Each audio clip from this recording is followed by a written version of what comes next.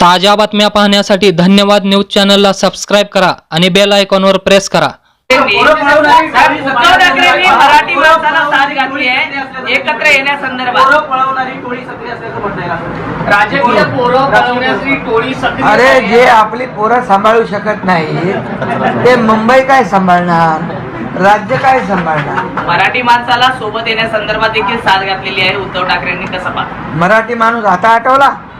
मराठी माणूस जेव्हा मुंबईच्या बाहेर फेकला गेला, मराठी माणसाचं खच्चीकरण झालं, तेव्हा मराठी माणूस आठवला नाही। जेव्हा निवडणुका येतात तेव्हा बोर्ड लागतात, मुंबई महाराष्ट्रापासून तोडणार, मुंबई मराठी माणसापासून तोडणार। अरे मराठी माणसाचं खच्चीकरण, एक तरी गिरणी कामगाराला घर दिलं? आम्ही 12,500 लोकांना घरं दिली। 1 लाख गिरणी कामगारांना आम्ही घरं देणार आहोत। 35 ते 40 लाख लोकांना टप्प्याटप्प्याने या क्लस्टरच्या योजनेमध्ये घेणार आहोत।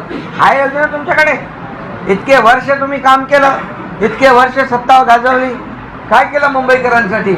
मुंबईकर सुज्ञ आहे, मुंबईकर सुज्ञ आहे।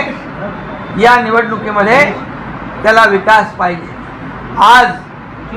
आज जर पाहिलं तर एवढे वर्ष केलं, मुंबईमध्ये एक तरी म्हणजे एक तरी असा मोठं उद्यान झालं आम्ही केलं। महालक्ष्मी रेस्कोर्सची 125 एकर जागा घेण्याची हिंमत कोणी दाखवली? आमच्या सरकारने केलं। 170 एकर कोस्टलची जागा मिळून 300 एकरचं मोठं सेंट्रल पार्क आम्ही करतोय, त्याचं सादरीकरण तुम्हाला आम्ही दाखवलं। 300 एकरचा मुंबईमध्ये वर्ल्ड क्लास जागतिक दर्जाचा सेंट्रल पार्क, ऑक्सिजन पार्क या मुंबईकरांसाठी कोण देत आहे? कधी विचार आला असा? हे फक्त आणि फक्त स्वतःसाठी काय मिळवायचं यामध्ये या लोकांनी विचार केलेला आहे।